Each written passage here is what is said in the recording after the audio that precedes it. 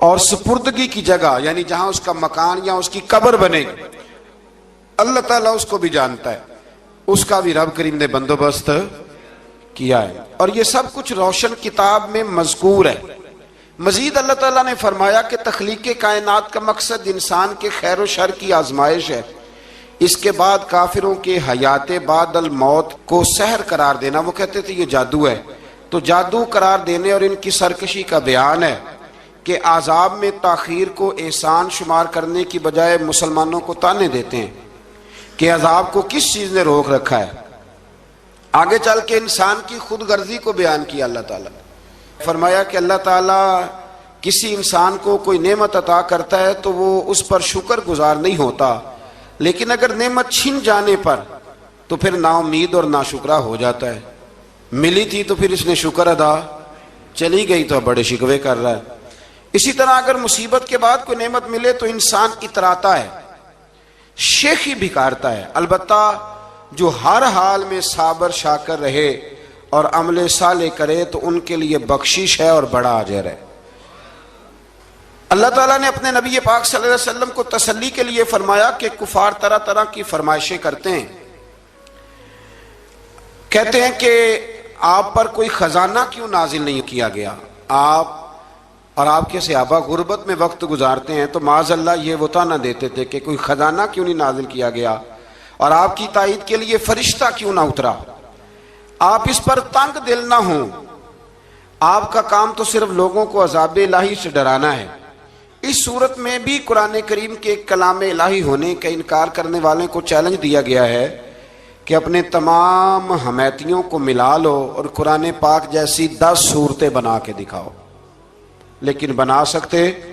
آیت نمبر 15 میں ارشاد فرمایا کہ دنیا اور اس کی زینت کے طلبگاروں کو ان کے اعمال کا اجر اسی دنیا میں مل جائے گا، لیکن آخرت میں پھر ان کا کوئی حصہ نہیں ہوگا، اجر آخرت کے اعتبار سے ان کے اعمال باطل ہو جائیں گے۔ آیت نمبر 17 میں قرآن کی حقانیت کا انکار کرنے والوں کے لیے نار جہنم کی وعید کا ذکر ہے، اور قرآن کے اللہ کی جانب سے حق ہونے اور بغیر کسی شک کے اس پر ایمان لانے کا ذکر ہے۔ اس کے بعد اللہ تعالیٰ پر جھوٹ باندھنے والوں اور اللہ کے رستے سے روکنے والوں کا ذکر کیا گیا کہ قیامت کے دن ان پر گواہ پیش ہوں گے کہ یہ اپنے رب پر جھوٹ باندھتے تھے، اور ان پر اللہ کی لعنت، ان کے لیے دوہرے عذاب اور آخرت میں ان کی یقینی ناکامی کا ذکر ہے۔ یہاں ایک بات آپ سے بھی عرض کروں، ہم بھی کئی دفعہ نا بھولے پن میں کہہ دیتے اللہ نے یہ بھی تو فرمایا نا جی قرآن میں، تو جب تک آپ پڑھ نہیں لیتے یا سن نہیں لیتے تب تک یہ جملہ بولنے کی ضرورت ہے۔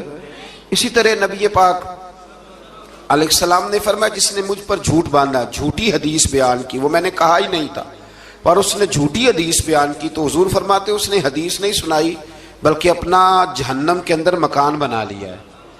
تو قرآن و سنت کے معاملے میں جس چیز کا علم نہ ہو، جس کی پوری خبر نہ ہو، آپ اس کے حوالے سے کوئی بات کر سکتے؟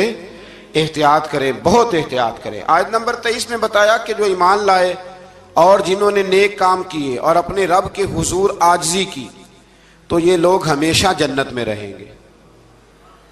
مزید فرمایا کہ مومن اور کافر کی مثال ایسی ہے جیسے اندھا اور بینا، مومن گویا دیکھنے والا ہے اور کافر گویا اندھا ہے اور بہرا اور سننے کی صلاحیت رکھنے والا۔ آیت نمبر 25 سے 23 تک میں پھر حضرت نوح علیہ السلام اور ان کی قوم کے حالات بیان ہوئے کہ نوح علیہ السلام نے جب اپنی قوم کو توحید کی دعوت دی اور انکار پر عذاب الہی سے ڈرایا تو قوم کے سرداروں نے ان سے کہا، بھلا کیا کہا؟ کہنے لگے آپ تو ہم جیسے بشر ہیں، تو ہماری طرح ہی ہیں آپ، اور آپ کے پیروکار پسماندہ یعنی غریب لوگ ہیں اور کم عقل لوگ ہیں، ہماری رائے میں آپ کو معاذ اللہ ہم پر کوئی فضیلت حاصل نہیں، بلکہ معاذ اللہ ثم معاذ اللہ۔ کہنے لگے آپ تو جھوٹے ہیں، اللہ کے نبی کو کہہ رہے معاذ اللہ، استغفر اللہ۔ نوح علیہ السلام نے جواب دیا کہ میں اپنے رب کی جانب سے واضح دلیل رکھتا ہوں اور اس نے مجھے رحمت سے نوازا ہے، لیکن تم میرے مقام کو سمجھنے کی صلاحیت نہیں رکھتے، تم اتنی صلاحیت رکھتے نہیں ہو، اور پھر ارشاد فرمایا کہ میں تم سے دعوت حق کے صلے میں کسی اجر کا طلبگار نہیں ہوں، اور نہ ہی میں اہل ایمان کو اپنے پاس سے دھتکارنے والا ہوں، اور میں نے یہ دعویٰ بھی نہیں کیا کہ میرے پاس اللہ کے خزانے ہیں، اور نہ میں از خود غیب جاننے والا ہوں، اور نہ ہی میں یہ کہتا ہوں کہ میں فرشتہ ہوں، نہ میں یہ کہتا ہوں کہ جن لوگوں کو تم اپنی نظروں میں حقیر جانتے ہو اللہ انہیں خیر سے نہیں نوازے گا۔ فرمایا یہ ٹھیک ہے کہ اللہ بشروں میں سے رسول بناتا ہے، پر جسے بناتا ہے پھر اسے بڑی شانیں عطا فرماتا ہے۔ پہلے دن سے انسان کا یہ مسئلہ ہے، پہلے دن سے انسان کا یہ مسئلہ ہے کہ وہ کہتا ہے میں انسان سے ہدایت حاصل کروں، لیکن رب نے بھی قانون بنایا ہے کہ اللہ تبارک و تعالیٰ بندے پر ہی وحی فرماتا ہے۔ فرشتوں اور جنوں کو اللہ نے اس منصب کے لیے منتخب نہیں فرمایا۔ قوم نوح نے کہا کہ آپ نے ہم سے بہت بحث کی معاذ اللہ، بس جس عذاب سے آپ ہمیں ڈرا رہے ہیں وہ لے آئیے۔ تو نوح علیہ السلام نے کہا کہ اللہ چاہے گا تو تم پر عذاب بھی آ جائے گا۔ آیت نمبر 37 سے 47 میں بتایا کہ اللہ تعالیٰ کی طرف سے نوح علیہ السلام کو حکم ہوا کہ ہماری نگرانی میں اور ہماری وحی کے مطابق آپ کشتی بنائیے، اور ظالموں کے بارے میں ہم سے کوئی بات نہ کریں۔ حضرت نوح کی خواہش تھی کہ یا اللہ انہیں بھی معاف کر دے، فرمایا یہ ظالم ہے تو میرے نبی ان کے بارے میں مجھ سے کوئی بات نہ کریں، وہ ضرور غرق ہو جائیں گے۔ پھر وہ کشتی بنانے لگے، اور جب ان کی قوم کے سردار ان کے پاس سے گزرتے تو ان کا مذاق اڑاتے۔ یہ آپ کیا کر رہے ہیں؟ آج بھی وزیر مشیر بڑے بڑے لوگ اللہ ماشاءاللہ دینداروں کا مذاق اڑاتے نہیں؟ اڑاتے ہیں کہ نہیں اڑاتے مذاق؟ یہ کن کا طریقہ ہے؟ یہ تو قرآن مجید کہہ رہا ہے کہ حضرت نوح کی قوم جو کافر تھی ان کا طریقہ ہے اہل ایمان کا مذاق اڑانا۔ تو وہ مذاق اڑانے لگے۔ نوح علیہ السلام نے کہا کہ وہ وقت آنے والا ہے کہ جب تمہارا مذاق اڑایا جائے گا، اور تمہیں پتہ چل جائے گا کہ رسوا کن عذاب کس پر آئے گا۔ اللہ تعالیٰ نے فرمایا جب ہمارا حکم عذاب آ پہنچا اور تندور ابلنے لگا، تندور سے آگ نکلا کرتی ہے، پانی نہیں نکلا کرتا، پر نوح علیہ السلام کی قوم پر جب عذاب آیا تو پانی تندور سے نکلا، تندور سے اللہ نے پانی نکالا، جہاں سے پانی نکلا نہیں کرتا، تندور ابلنے لگا۔ اللہ اکبر۔ تو اللہ تبارک و تعالیٰ نے فرمایا تو ہم نے نوح علیہ السلام سے کہا کہ آپ خود اور اپنے گھر والوں کے ساتھ اس کشتی میں سوار ہو جائیں، اور اہل ایمان کو بھی سوار کر لیں، اور ہر چیز کے جوڑے یعنی نر اور مادہ کو سوار کر لیں۔ اور ان کے ساتھ ایمان والے بہت کام تھے۔ حضرت نوح علیہ السلام دعائیں پڑھتے ہوئے سوار ہو گئے۔ پھر کیا ہوا؟ کشتی انہیں پہاڑوں جیسی موجوں میں لے جا رہی تھی کہ نوح علیہ السلام الگ کھڑے ہوئے اپنے بیٹے سے فرمانے لگے اے بیٹے ہمارے ساتھ کشتی میں سوار ہو جا اور کافروں کے ساتھ نہ رہو۔ اس نے یعنی نوح علیہ السلام کے بیٹے نے کہا کہ میں آپ کے ساتھ نہیں بیٹھوں گا، ابھی کوئی پہاڑ آئے گا تو میں پہاڑ کی پناہ لے لوں گا۔ اگر کسی نیک آدمی کا بیٹا کبھی غلط نکل آیا تو اس کا مطلب یہ نہیں کہ اس نے تربیت ٹھیک نہیں کی۔ ہاں یہ اعتراض چھوڑ دیں، اس لیے کہ نوح علیہ السلام کا بیٹا کافر ہو گیا، اور جب سیلاب نظر آیا تو اس سے کہا کہ آجا سوار ہو جا، تو کہنے لگا میں نہیں بیٹھوں گا، میں تو کسی پہاڑ کی پناہ لے لوں گا اور میں اس کے اندر چھپ جاؤں گا اور وہ پہاڑ مجھے پانی سے بچا لے گا۔ نوح علیہ السلام نے کہا آج اللہ کے حکم کے سوا کوئی بچانے والا نہیں ہے سوائے اس کے جس پر اللہ رحم فرمائے۔ پھر ان دونوں کے درمیان موج حائل ہو گئی، ایسے ایک موج اٹھی اور حضرت نوح کا بیٹا ڈوب گیا۔ اور جب حضرت نوح کا بیٹا ڈوبا اللہ کی طرف سے حکم ہوا اے زمین اپنا پانی نگل لے، اے آسمان تھم جا، پانی خوش ہو گیا، اللہ کا فیصلہ نافذ ہو گیا اور کشتی کوہ جودی پر ٹھہر گئی۔ نوح علیہ السلام نے اللہ سے التجا کی کیا میرے پروردگار میرا بیٹا اور میرے اہل سے ہے اور تیرا وعدہ سچا ہے کہ تو میرے اہل کو بچا لے گا۔ اللہ نے فرمایا نوح وہ آپ کے اہل میں سے ہے ہی نہیں، وہ آپ کے اہل میں سے ہے ہی نہیں۔ اہل میں سے وہ ہوگا جو آپ کے طریقے پہ چلے گا، جو طریقے پہ نہ چلے وہ نسل میں سے ہے ہی نہیں، وہ ختم ہو گئی بات۔ اللہ اکبر۔ اس کے اعمال ٹھیک نہیں، جس بات کی حقیقت کا آپ کو معلوم نہ ہو اس کے بارے میں سوال نہ کریں۔ تو نوح علیہ السلام نے اللہ تعالیٰ سے اپنی اس اجتہادی خطا پر مغفرت اور رحم کی دعا کی۔ پھر طوفان نوح تھم جانے کے بعد وہ سلامتی کے ساتھ اتر گئے۔ اجتہادی خطا میں نے ایک لفظ بولا ہے، یہ اجتہادی خطا کا مطلب یہ ہے کہ بعض اوقات انبیاء سے ایسی باتیں سرزد ہو جاتی ہیں کہ جو تعلیم امت کے لیے ضروری ہوتی ہیں، تاکہ لوگوں کو پتہ چل جائے کہ اللہ کی بارگاہ میں توبہ کیسے کرنی ہے۔ اگر وہ لوگ توبہ نہ کرتے تو ہمیں توبہ کے طریقے سمجھ میں، یعنی ان سے اجتہادی خطا ہو گئی، کہنے میں کرنے میں کوئی ایسی بات ہو گئی جو بظاہر اللہ تعالیٰ کی رضا والی، تو فوراً معافی مانگ لیتے تھے۔ لیکن اب امتی اٹھ کے کہے کہ نبی گناہ گار ہے معاذ اللہ۔ حضرت آدم نے دعا مانگی تھی نا، ربنا ظلمنا انفسنا، اے اللہ ہم نے اپنی جانوں پر ظلم کیا، انہوں نے کہا تھا۔ تو اگر کوئی بندہ حضرت آدم کو ظالم کہے گا تو کافر ہو جائے گا، تو اگر وہ کہے کہ وہ تو خود کہہ رہے ہیں، ایک بندہ اڑ جاتا ہے، کہتے ہیں جو خود کہہ رہے ربنا ظلمنا، تو خدا کے بندے وہ اللہ کے نبی ہیں، وہ رب سے کہہ رہے ہیں، وہ عاجزی کے طور پر کہہ رہے ہیں۔ کچھ لوگ اڑ جاتے ہیں، کہتے ہیں خود حضور نے کہا ہے جی انا بشر مثلکم، میں تمہاری طرح کا بشر ہوں، خود نبی پاک نے کہا ہے۔ عجیب بیوقوف بندے ہو، نبی کریم تو کہہ سکتے ہیں پر امتی اٹھ کے نہیں کہہ سکتا۔ اس نے تو کہنا ہے وہ حبیب اللہ ہے، اس نے تو کہنا ہے وہ قیامت میں شفاعت کرنے والے ہیں، امتی نے تو کہنا ہے وہ سارے نبیوں کے سردار ہیں، وہ امام الانبیاء ہیں۔ امتی وہ لفظ ادا کرے گا جو اس کے بنتے ہیں۔ اب کوئی بندہ اٹھ کے کہہ دے، دیکھے نا ایک بہت بڑا عالم تقریر کرتے ہوئے کہے جی میں تو ان پڑھ آدمی ہوں، تو اس کا شاگرد کہے کہ استاد جی قسم اٹھائے ہاں آپ نے تقریر میں کہا نہیں میں ان پڑھ ہوں، آپ تو ان پڑھ ہے، تو یہ بات ادب ہے کہ بے ادبی ہے؟ چلیں اس سے آگے چلتے ہیں، یہ بھی ذرا مشکل سے سمجھ میں آئے گی۔ ایک اور بات جو جلدی سمجھ میں آ جائے گی، ایم این اے جب اعلان کرتا ہے، تقریر کرتا ہے، الیکشن لڑتا ہے، تو کہتا نہیں میں قوم کا خادم ہوں، کہتے ہیں نا کہ میں قوم کا خادم سے آپ کیا کچھ کراتے ہو؟ سارے کام کراتے ہیں نا۔ خادم کو بندہ یہ بھی کہہ لیتا ہے کہ جھاڑو دے دے گلی میں، کہتے ہو کہ نہیں کہتے؟ تو اس نے بھی تو سپیکر میں کہا میں خادم ہوں، کہو اس سے کہ جھاڑو دے گلی میں آ کے، پھر پتہ کیا حال ہوگا؟ جھاڑو تو نہیں آئے گا اور ہو سکتا ہے کچھ ہے آ جائے۔ تو اس لیے اب کوئی بندہ کہے جی انہوں نے خود کہا ہے، تو ایک کچھ پوری جماعت ہے لوگوں کی جو بات کو سمجھتی نہیں، کہتے ہیں خود کہا ہے میں بشر ہوں، انہوں نے خود کہا ہے میں غیب نہیں جانتا، انہوں نے خود کہا ہے میرے پاس خزانہ کوئی نہیں، انہوں نے خود کہا ہے میرے پاس کوئی شے نہیں۔ تو اس لیے آپ سمجھیں کسی کے لفظوں پر اگر آپ گرا لگا کے بیٹھیں گے تو پھر اس سے بے ادبی ہوگی۔ تو نوح علیہ السلام نے اللہ سے اپنی اجتہادی خطا کی معافی مانگی۔ اب حضرت نوح کو کوئی خطا کار کہے گا تو بہت بڑا مجرم بن جائے گا، اس لیے کہ وہ اللہ کے نبی ہیں۔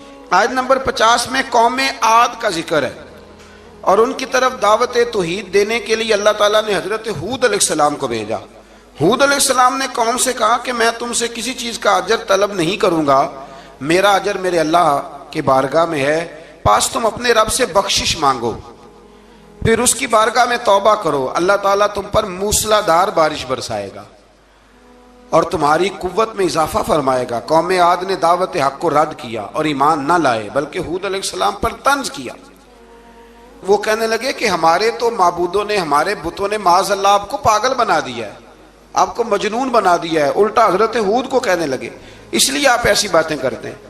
ہود علیہ السلام نے کہا میں اللہ کو گواہ بناتا ہوں اور تم بھی گواہ رہنا کہ میں تمہارے شرک سے بری ہوں، اور میں اللہ پر توکل کرتا ہوں، اور میں نے رسالت کا حق ادا کر دیا ہے۔ آیت نمبر 58 میں اللہ تعالیٰ نے فرمایا جب ہمارے عذاب کا وقت آ گیا تو ہم نے اپنی رحمت سے ہود اور ان کے ساتھ مومنوں کو نجات عطا کی۔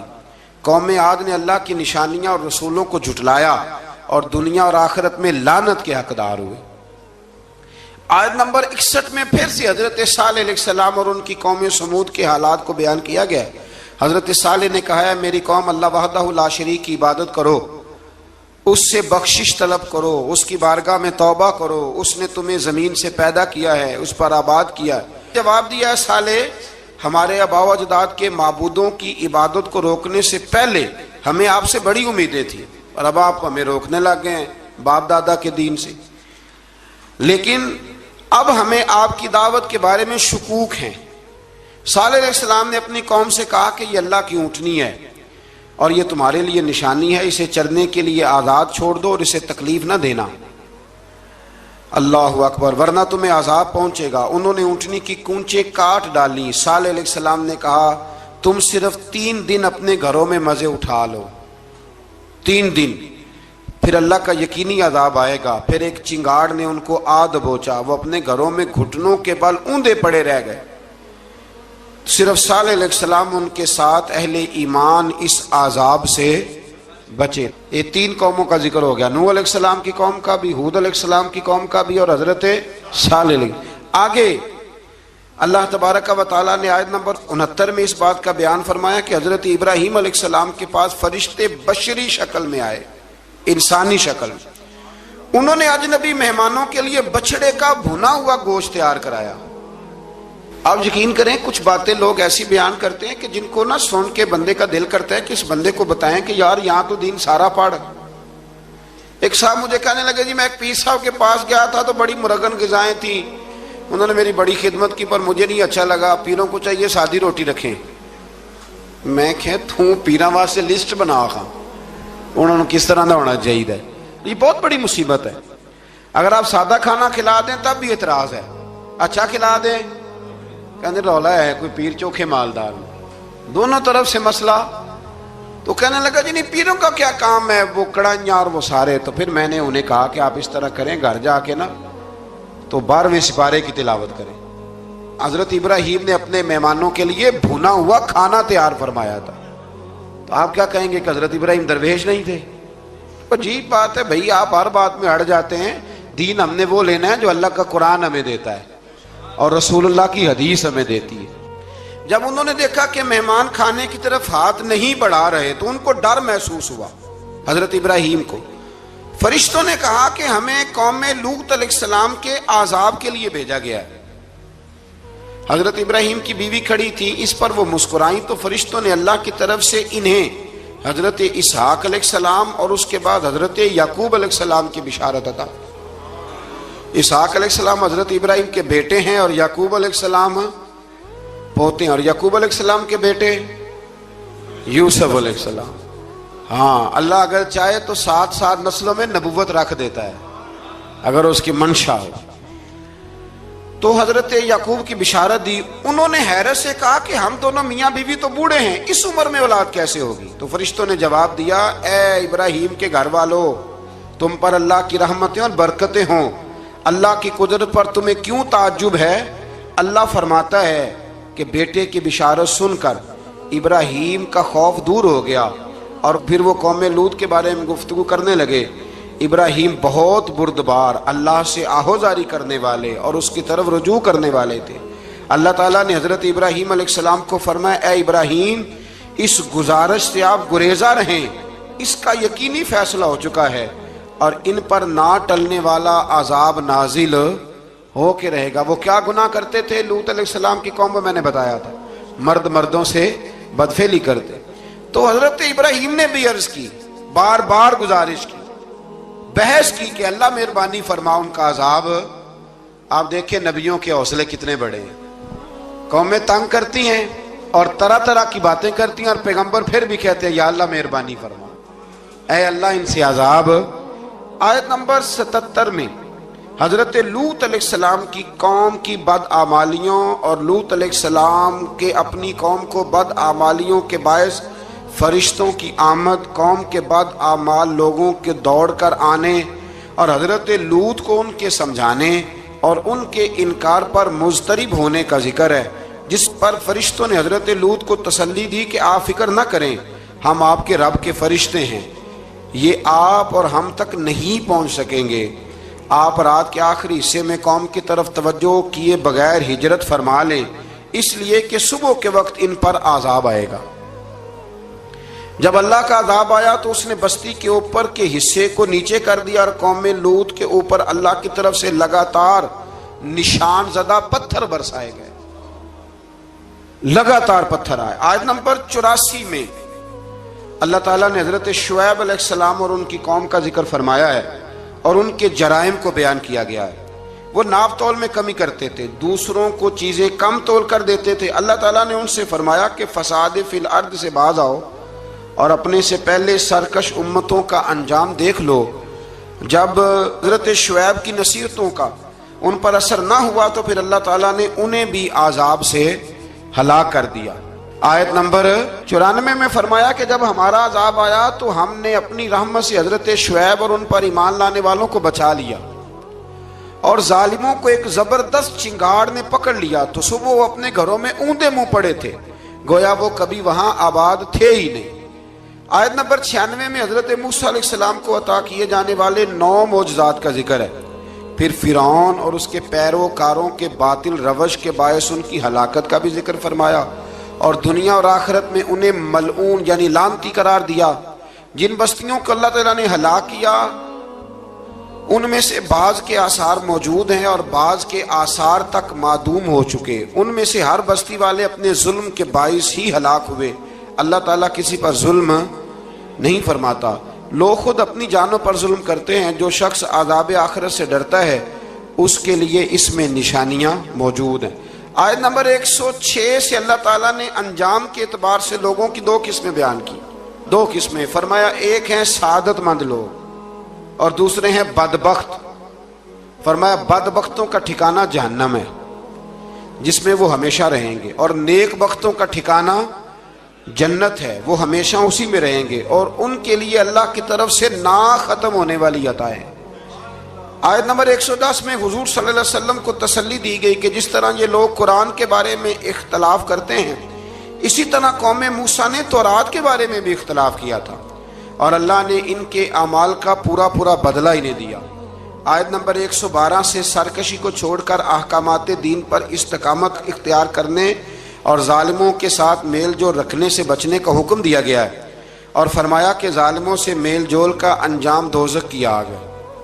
ہم لوگ نہ شکوہ کرتے ہیں، کسی حکومت کو بنے ہوئے 6 مہینے گزرتے ہیں تو شکوہ شروع ہو جاتا ہے، حالانکہ وہ خود تو نہیں نہ بنتے، ان کو کوئی بنانے والا ہے۔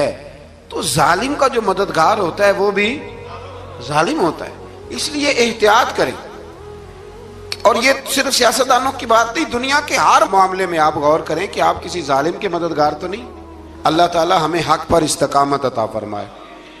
آیت نمبر 114 میں دن کے دونوں طرفوں میں اور ابتدائی رات کے کچھ حصے میں اللہ تعالیٰ نے نماز قائم کرنے کا حکم دیا ہے، رات کے کچھ حصے میں بھی نماز پڑھنی چاہیے، اور یہ بھی بتایا کہ بے شک نیکیاں گناہوں کو مٹا دیتی ہیں، اور یہ نصیحت قبول کرنے والوں کے لیے نصیحت ہے۔ آیت نمبر 120 میں اللہ تعالیٰ نے فرمایا کہ ہم آپ صلی اللہ علیہ وسلم کو رسولوں کی تمام خبریں آپ کے دل کی تسکین اور تقویت کے لیے بیان کرتے ہیں، اور ان میں مومنوں کے لیے نصیحت اور عبرت ہے کہ ان ساری باتوں سے عبرت پکڑ لو۔ بچہ صرف وہی جو اللہ کے نبیوں کے طریقے پہ چلا اور نبیوں کے ساتھ رہا، باقی بچ سکے نہیں۔ اللہ تعالیٰ کی طرف سے توحید و رسالت اور وقوع قیامت کے دلائل بھی ہیں۔ آیت نمبر 123 میں فرمایا کہ آسمانوں اور زمینوں میں سب غیب اللہ ہی کے ساتھ مختص ہیں، اور ہر کام اسی کی طرف لوٹایا جاتا ہے۔ آپ اسی کی عبادت کیجئے، اسی پر توکل کیجئے، اور آپ کا رب لوگوں کے اعمال سے غافل نہیں ہے۔ اسی بارے میں نا آگے سورۃ یوسف شروع ہو رہی ہے، اس کو اللہ تعالیٰ نے کہا ہے کہ یہ بڑا پیارا قصہ ہے، احسن القصص کا، قصوں میں سونا قصہ۔ تو یہ کچھ 12ویں پارے میں اور کچھ 13ویں پارے میں ہے۔ میں نے یہ ارادہ کیا ہے کہ یہ ایک ہی دن پوری بیان کی جائے۔ ایک بزرگ کی بات لکھی جو تابعی ہیں، وہ فرماتے ہیں کہ ان بزرگوں کا طریقہ یہ تھا کہ وہ لوگوں سے چھپ کے نا پہاڑ کے پیچھے عبادت کرتے تھے، اور پوزیشن ان کی یہ تھی کہ کسی سے ملتے نہیں تھے، بالخصوص فجر کی نماز سے لے کر عصر کی نماز تک بکریاں رکھی ہوئی تھیں، ان کو چراتے رہتے تھے فرات کے کنارے اور نفل پڑھتے رہتے تھے۔ اس وقت کو ملنے بھی نہیں آتا تھا۔ ایک شخص بڑی دور سے ان کی شہرت سن کے آیا، میں نے تو ملنا ہے۔ لوگوں نے کہا وہ اس وقت نہیں ملتے، ناراض ہوتے۔ اس نے کہا اللہ کا بندہ ہے نا، ناراض ہو بھی جائے گا تو لمبا ناراض رہے گا نہیں، اللہ والے جلدی راضی ہو جاتے ہیں۔ پہنچ گئے۔ اب وہ بابا جی نماز پڑھ رہے تھے تو کہتے میں نے عجیب منظر دیکھا کہ بابا جی فرات کے کنارے نماز پڑھ رہے ہیں اور ایک بھیڑیا ان کی بکریوں کی حفاظت کر رہا ہے۔ سبحان اللہ۔ کہتے میں حیران رہ گیا کہ بھیڑیا تو بکریاں کھایا کرتا ہے اور یہاں چرا رہا ہے۔ کہتے میں جب گیا تو بابا جی نوافل میں مشغول تھے، مجھے دیکھ کے کہنے لگا اس وقت کیوں آئے؟ میں نے کہا حضور اگر آئے گیا ہوں تو پھر مہربانی کرے قبول فرما لیں۔ میں بیٹھ گیا تو میں نے کہا حضور یہ بھیڑیا بکریاں چرا رہا ہے، بھیڑیے اور بکریے کی صلح کب سے ہو گئی؟ تو فرماتے ہیں لمبی تقریر نہیں، ہلکا سا جملہ، فرمانے لگے جب سے بکریوں کے مالک نے رب سے صلح کر لی ہے نا، تب سے بھیڑیوں نے بھی بکریوں سے صلح کر لی ہے۔ بکریوں کے مالک نے رب سے صلح کر لی، گناہ چھوڑ دیے، اس کی فرما برداری میں آ گئے، اب پھر اسے بکریاں چلانے کی ضرورت نہیں رہی، بکریاں نہ اب بھیڑیا چراتا ہے۔ کہتے ہیں میرے اوپر کپ کپی طاری ہو گئی بزرگوں کی بات سن کے، اور مجھے پیاس لگی اور خواہش آئی کہ پتہ نہیں اب بابا جی کچھ کھلائیں پلائیں گے بھی کہ نہیں، بابا جی کچھ کھلائیں گے بھی کہ نہیں۔ کہتے ہیں میرے دل میں خیال تھا تو بزرگوں نے نا ایک لکڑی کا پیالہ، ان کے پاس وہ غار میں بیٹھے تھے تو ایک چھوٹا سا پتھر تھا، اس کی ڈھلان بنی ہوئی، بابا جی نے اس کے نیچے لکڑی کا پیالہ رکھا، وہ رکھا ہی تھا تو وہ دودھ سے بھر گیا۔ کہتے ہیں انہوں نے مجھے دیا تو ٹھنڈا اور میٹھا دودھ، میری طبیعت خوش ہو گئی۔ بابا جی نے دوبارہ وہی پیالہ اسی جگہ رکھا تو شہد سے بھر گیا۔ 1000 سال پہلے داتا صاحب لکھ رہے ہیں، کہتے مجھے دیا، میں نے فوراً کہا، میں نے کہا حضور یہ دودھ تو گائیں بھینس دیتی ہے، پہاڑوں سے تو نہیں نکلا کرتا، اور شہد تو شہد کی مکھیاں دیتی ہیں، پتھروں سے تو نہیں نکلتا، یہ آپ کہاں سے نکال رہے ہیں؟ تو کہتے ہیں وہ قرآن مجید پڑھنے لگے۔ وَإِذِ اسْتَسْقَى مُوسَىٰ لِقَوْمِهِ، جب موسیٰ کی قوم نے ان سے پانی مانگا، فرمانے لگے موسیٰ کی نافرمان قوم پانی مانگے، حضرت موسیٰ پتھر پہ ڈنڈا مارے تو اللہ وہاں سے 12 چشمے جاری کر دے۔ جو رب حضرت موسیٰ کی نافرمان قوم کے لیے پتھر اور پہاڑوں سے چشمے نکال دیتا ہے نا، وہ محمد عربی کے غلاموں کے لیے پتھر اور پہاڑوں سے دودھ اور شہد بھی نکال دیا کرتا ہے۔ وہ بزرگ کہنے لگے بس بات یہ ہے کہ آج بھی ہو اگر ابراہیم کا ایمان پیدا تو آگ کر سکتی ہے انداز گلستاں پیدا۔ کہنے لگا حضور پھر میرے لیے بھی دعا کریں۔ آپ فرمانے لگے پھر دعا نہ کرا تو مدینے والے کی غلامی شروع کر، تو نبی کریم کی غلامی شروع کر، تو رسول پاک کی غلامی شروع کر۔ ایک بات علم، پھر فرمایا اللہ رسول سے محبت، پھر فرمایا حضور کی غلامی۔ اس سے سارے مکاشفات کھلیں گے، اس سے سارے مشاہدات کھلیں گے، اسی سے کرامتیں ملیں گی، اسی سے مقبولیت ہوگی، اسی سے اللہ نبی کی بارگاہ میں درجہ ملے گا۔ پھر داتا صاحب آگے بڑھتے اور داتا صاحب فرماتے ہیں صوفیاء کی ایک جماعت ہے جو کہتی ہے ہم نے تو کبھی اپنی زبان پر دکھ بیان ہی نہیں کیے، ہر شے اپنے رب رسول کے حوالے کر دی، ہر شے اللہ رسول کے۔ اور داتا صاحب کہتے ہیں کچھ ایسے بھی ہیں جو دعا بھی نہیں مانگتے، لوگوں کے لیے مانگتے ہیں، اپنے لیے نہیں مانگتے۔ آپ دعا کیوں نہیں مانگتے؟ تو کہتے ہیں اللہ کو تو پتہ ہی ہے ہمیں کیا چاہیے، اسے تو پتہ ہی ہے۔ ایک بزرگ کی بات لکھی ہے داتا صاحب نے، میری جماعت میں نا مزاج ہے کرامتوں کا، مجھے وہ ساری باتیں بھی آتی ہیں کہ ایک بندہ کراچی سے آیا، داتا صاحب حاضری دی تو اس کی لاٹری نکل آئی، یہ بھی مجھے آتی ہے، لکھی پڑھی ہے میں نے، کتابوں میں ہے یہ بھی۔ ایک بندہ، یہ ساری باتیں نا آتی ہیں کرامتوں میں، بڑی ساری چیزیں لوگ بیان کرتے ہیں کہ میں وہاں آیا اور میں نے حاضری دی تو موج لگ گئی، یہ ساری باتیں آتی ہیں۔ ہمارے پرانے بزرگ اور بھی قصے سنایا کرتے تھے، ساری ہمیں چیزوں کا پتہ، پر جو عنوان ہے نا وہ حضرت شیخ ابو النور کہتے ہیں کہ ایک بندہ داتا صاحب کے مزار پہ گھوم رہا تھا، داتا 10 روپے دے، 10 روپے دے، 10 روپے دے، تو ایک بندہ بڑی دیر سے اسے دیکھ رہا تھا، وہ کہنے لگا داتا نے تجھے کیا دینا ہے، ادھر آ میں دوں۔ اس نے 10 دیے، بندہ بڑا حسین تھا، ہنس پڑا، کہنے لگا داتا تیرے بھی صدقے جاؤں، دلانے لگا تو منکر سے ہی دلوا دیے، جو نہیں مانتا اسی سے دلوا دیے۔ وہ بڑا پریشان ہوا، میں اور چکر میں تھا، اس نے میرے اوپر جڑ دی ہے بات، کہنے لگا داتا تیرے صدقے جاؤں۔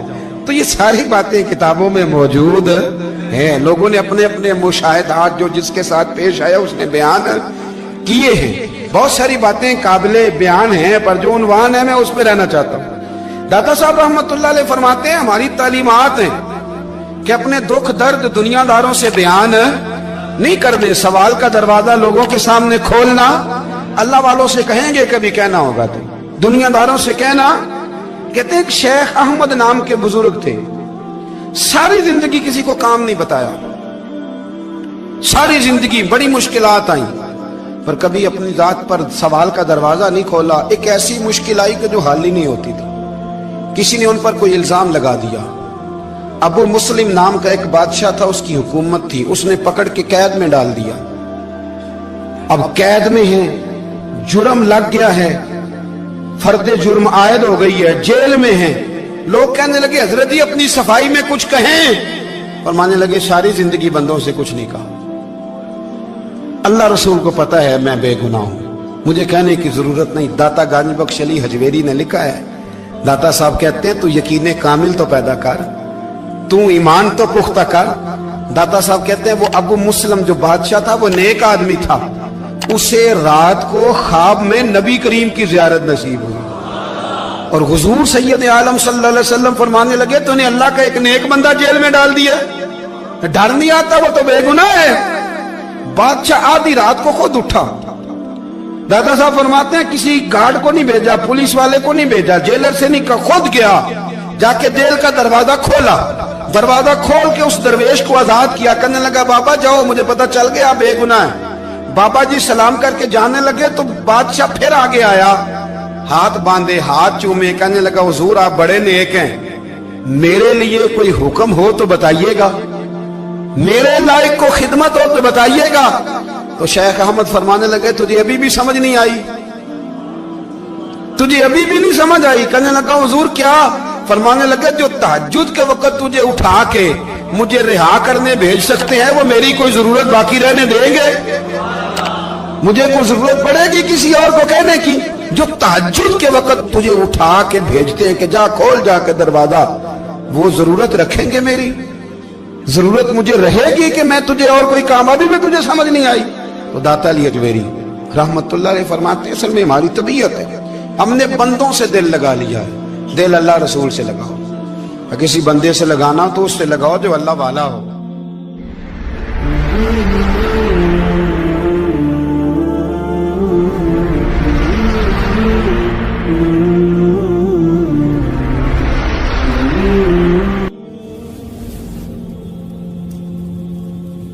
ये वाला रंग तेरे अंदर कोई नहीं। अबू सुफियान आए उन दिनों जिन दिनों हालात बड़े कठिन थे, इख्तलाफ शिद्दत का था। अबू सुफियान आए हुजूर की बारगाह में। आए किस लिए? मक्के में कहत पड़ गया है, बारिश नहीं होती। उधर उस समामा बिन असाल यमामा कबीले के सरबराह कलमा पढ़ के मुसलमान हो गए।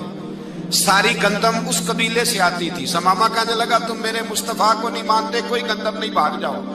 एक बारिश कोई नहीं, दूसरी गंदम कोई नहीं। अबू सुफियान तड़प के दरे रसूल पे हाजिर हुए। अभी थोड़े दिन गुजरे हैं, ओहद में हुजूर के दांत शहीद किए। अभी थोड़े दिन गुजरे हुजूर को सताया है। अभी थोड़े दिन गुजरे हजरत अमीर हमजा का कलेजा निकाल के चबाया है। अभी थोड़े दिन गुजरे हजरत अनस बिन नजर की गर्दन काटी। अभी थोड़े दिन गुजरे अब्दुल्ला बिन जहाज के टुकड़े किए। अभी थोड़े दिन गुजरे हुजूर को सताया, तड़पाया है। पर हजरत अली शेर खुदा फरमाते मैं मानने वाला उस रसूल का हूं इसके दांत शहीद हो गए। ओहद के अंदर सारी दाढ़ी लहू से भर गई। फरमाते मैं रो पड़ा और मैंने कहा महबूबा आप नहीं मुझसे बर्दाश्त होता, दुआ करें अल्लाह इन पे अज़ाब नाज़िल करे। उठाए हाथ, आप दुआ करेंगे तो अल्लाह तबारक व तआला दो पहाड़ियों में पीस डालेगा। हजरत अली कहते हैं मैंने अर्ज की तो हुजूर ने हाथ उठाए और दुआ क्या दी, अल्लाहुम्मा हदी कौमी फइन्नहुम ला यअलमून। ऐ अल्लाह मेरी कौम को हिदायत दे दे, ये जानते नहीं ये क्या कर रहे हैं। अल्लाह इन्हें हिदायत दे। ये इखलाक हसना का मेयार। थोड़े दिन पहले हुजूर के साथ ये रवैया। अबू सुफियान अब बेहाल हो गए, बच्चे भूख से मरने लगे, जानवर प्यास से मरने लगे। अबू सुफियान छुपता छुपाता कहने लगा चारा कोई नहीं, मुस्तफा के पास जाना ही पड़ेगा। अबू सुफियान मदीने पहुंच गए। जब पहुंचे ना तो अबू सुफियान की अपनी साहिबजादी हजरत उम्मे हबीबा उम्मुल मोमिनीन थी, रसूलुल्लाह की ज़ौजा थी। अबू सुफियान जब आए तो हजरत उम्मे हबीबा के पास सीधे उनके घर गए बेटी से मिलने। हुजूर का बिस्तर बिछा हुआ था। हजरत उम्मे हबीबा हुजूर की ज़ौजा उम्मुल मोमिनीन बिस्तर बिछा है। अबू सुफियान बैठने लगे। जनाब उम्मे हबीबा कहने लगी अब्बा जी ठहर जाएं। वो ठहरे तो बिस्तर समेट दिया। कहने लगे बेटी शायद तेरे घर में कोई कीमती बिस्तर नहीं, गुर्बत छुपाने के लिए बिस्तर समेट रही हो। जनाब उम्मे हबीबा कहने लगी अब्बा तू मुसलमान नहीं ना हुआ, अभी तेरी सोच काफिरों जैसी है। तू यहाँ आके खड़ा हो ना जहाँ मैं खड़ी हूँ, फिर तुझे रसूलुल्लाह की मोहब्बत के रंग का पता चले। तू अभी खड़ा वहां है जहाँ तुझे कुफर ही कुफर सुनाई और सुझाई देता है। بستر اس لیے نہیں سمیٹا کہ معاذ اللہ کم قیمت تھا، میں نے اس لیے سمیٹا ہے کہ تو نجس ہے، ناپاک ہے، ابھی کلمہ نہیں پڑھتا۔ اور یہ اس رسول کا بستر ہے کہ جو بستر میں موجود ہوتے ہیں تو جبریل امین قرآن لے کے تشریف لے آتے ہیں۔ ذرا وجود اس قابل نہیں کہ یہاں بٹھایا جائے۔ نبی پاک صلی اللہ علیہ وسلم کی بارگاہ تک ابو سفیان آئے۔ ابو سفیان کہتے ہیں مجھے امید نہیں تھی، ابھی سوچ نہیں نہ بدلی تھی، کہتے مجھے امید نہیں تھی، میرا خیال تھا وہ شکوے کریں گے، شکایتیں کریں گے، وہ کہیں گے تم نے بھی تو بڑا کچھ کیا ہے نا۔ ابو سفیان کہتے ہیں میں قربان جاؤں، میں نے یہ رنگ دیکھا تو مدینے کی فضا ویسے ہی بڑی ٹھنڈی تھی، لیکن مصطفیٰ کریم کے ساتھ جب میں نے بات کی تو میرے وجود پر گریہ طاری ہو گئی، میرے اوپر کیفیت طاری ہو گئی، میں تڑپنے لگا۔ کہتے ہیں میں نے کہا محبوبہ میں آیا ہوں، آپ کا کلمہ پڑھتے ہی سمامہ نے گندم بند کر دی ہے، بارشیں رک گئی ہیں، مکے کے لوگ بھوک اور پیاس سے مرنے لگے ہیں، محبوبہ بیٹیاں روتی ہیں، یا رسول اللہ مائیں ان کی چھاتیوں میں دودھ خشک ہو گیا ہے، بچے بلکتے ہیں۔ ابو سفیان کہتے ہیں میں دشمن تھا، سارے مکے کے لوگ دشمنی کرتے تھے، لیکن جب میں نے یہ لفظ کہے نا اچانک میری نظر اٹھی تو مصطفیٰ کریم کی تو آنکھیں آنسو برسا رہی۔ کہتے میری بات بھی مکمل نہ ہوئی، حضور نے پہلے رکا منگوایا سمامہ کے نام، فرمایا پہلے تو انہیں غلہ اپنی مرضی سے دیتا تھا، اب تیرے نبی کا حکم ہے کہ پہلے سے بڑھ کر تو انہیں غلہ دینا ہے۔ اور پھر میرے مصطفیٰ نے ہاتھ اٹھائے۔ اور بھائی مشکل ہوتا ہے، مشکل ہوتا ہے، سگے بھائی کے لیے لوگ دعا نہیں کرتے، کہتے میرا شریکہ ہے، ساس بہو کے لیے بہو ساس کے لیے دعا نہیں مانگتی، کہتے اختلاف ہے، لوگ لوگوں کی زندگی نہیں مانگتے، بیماری میں شفا نہیں مانگتے۔ ابو سفیان کہتے ہیں آمنہ کے لال تیرے قربان جاؤں۔ حضور نے ہاتھ اٹھائے اور کہا اے اللہ مکے کی سنگلاخ پہاڑیوں پہ بارش برسا، اے اللہ کھیتیاں ہری کر دے، اے اللہ ماؤں کی چھاتیوں میں دودھ بھر دے، اللہ عورتوں کو تازگی دے دے، بچوں کو رانائی دے دے، پھلوں پھولوں کو تازگی دے دے۔ ابو سفیان کہتے پہلے حضور رو رہے تھے اور جب نبی پاک کی دعا دیکھی تو میں نے رونا شروع کر دیا، میں نے رونا شروع کر دیا۔ کہتے واپس آیا تو وہ احساس کہ یار یہ میں کس شخص سے مل کے آیا ہوں، یہ کس قسم کے آدمی سے مل کے آیا ہوں، یہ کیسا رنگ ہے، یہ کس قسم کا انداز ہے کہ جس کو میں پتھر مارتا رہا وہ میرے لیے دعائیں لے کے بیٹھا ہوا ہے، جس کو ساری زندگی ستایا ہے وہ میرے بچے کے لیے روتا ہے، میری بیٹی کے لیے اس کی آنکھ میں آنسو ہیں، وہ ہمارے لیے تڑپ رہے ہیں۔ میرے بھائیوں ابو سفیان کہتے ہیں پھر دوسرا جلوہ میں نے تب دیکھا جب حضور مکے آئے، اور میں تو آخر تک لڑنے آیا تھا نا حدیبیہ تک۔ کہتے ہیں جب رسول پاک مکے آئے اور حضور نے اعلان معافی کیا تو بنتا تو یہ تھا کہ مجھے سزا ملتی، لیکن میرے مصطفیٰ کریم نے فرمایا جو ابو سفیان کے گھر میں چلا جائے گا میں اسے معاف کر دوں گا۔ کہتے ہیں میں نے کہا یہ میرے لیے کس قسم کی سزا تجویز کی ہے کہ میں عمر بھر دشمنی کرتا رہا اور یہاں رنگ عجیب ہے۔ حضور نے میرے لیے ہی اعزاز لکھ دیا، فرمایا جو ابو سفیان کی حویلی میں داخل ہو گیا میں نے معاف کیا۔ ابو سفیان کہتے ہیں پتہ نہیں کتنے پردے تھے جو اٹھ گئے، پتہ نہیں کتنی منزلیں تھیں جو طے ہو گئی، پتہ نہیں کتنے جلوے تھے جن کا نظارہ ہو گیا، اور میں نے غور سے چہرہ دیکھا تو میری آنکھوں سے پٹی اتر گئی اور مجھے عبداللہ کے یتیم بیٹے کے پیچھے محمد الرسول اللہ کے جلوے نظر آنے شروع ہو گئے۔ اخلاقی قدریں جب موجود رہتی، یہاں تو لوگ مرے ہوئے شخص کو مارتے ہیں، یہاں تو سڑک پر کتنی کراوٹ ہے اور کتنا گر گیا ہے اخلاق ان لوگوں کا، ایکسیڈنٹ ہو گیا ہے، ٹرین کی پٹری سے اتر گئی ہے، چیخو پکار ہے، آہیں ہیں، تڑپنا ہے، رونا ہے، سسکیاں ہے، ماں کا بازو کٹا ہے پر وہ چیختی ہے ذرا میرے بیٹے کا پتہ کرو، باپ کی آنکھوں میں ریت پڑ گئی ہے پر وہ تڑپتا ہو میرا بیٹا تھا، چیخو پکار ہو رہی ہے۔ پر ظلم ہے اس قوم کا کہ جو بچانے والے آئے ہیں وہ پہلے آتے ہی ان کی جیبیں ٹٹول رہے ہیں، ان کے بٹوے دیکھ رہے ہیں، گری ہوئی عورتوں کے، یہ آپ اٹھا کر دیکھیے اخبارات، عورتوں کے گری ہوئی عورتوں کے کانوں سے بالیاں نوچی گئی اور ان کے کان تک کٹ گئے۔ یہ اس قوم کا حال ہے۔ اقبال کہتے ہیں جنہیں آتا نہیں دنیا میں کوئی فن تم ہو اور بیچ کھاتے ہیں جو بزرگوں کا کفن تم ہو، تم وہ لوگ ہو جو کفنوں پہ سودے کرتے ہو، جو قبروں پہ سودے کرتے ہو. لوگ تجارتیں کرتے ہیں، اخلاقی پستی کا یہ عالم کہ لوگ قبروں پہ سجدے کرتے ہیں، بیٹے بیچ کے دہیز خریدتے ہیں.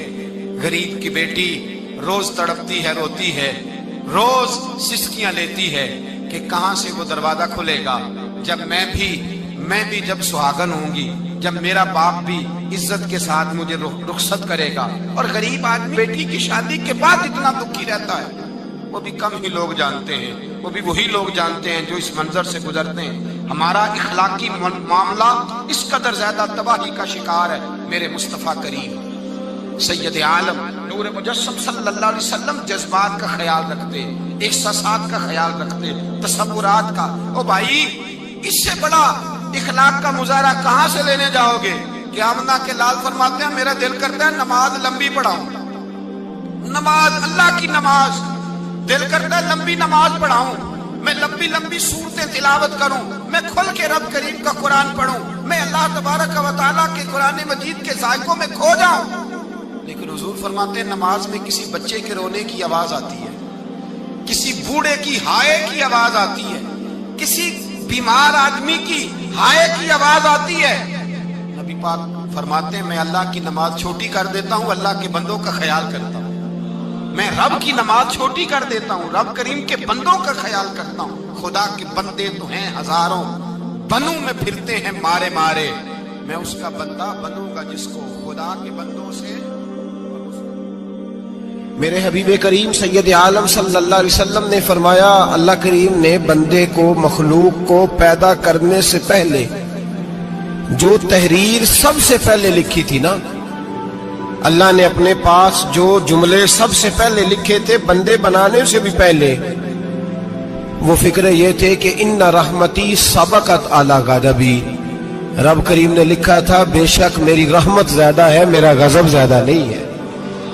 اس نے لکھا تھا کہ میری رحمت ہمیشہ میرے غضب پر غالب رہے گی. ستا اٹھ کے کوئی نہیں خوش ہوندا،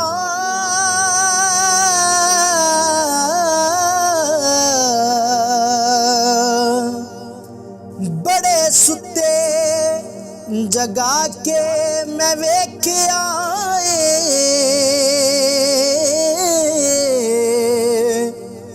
کتے جیا نہیں کوئی وفادار ڈٹھا، تے ٹکر سکا بھی پا کے ویکھ آئے.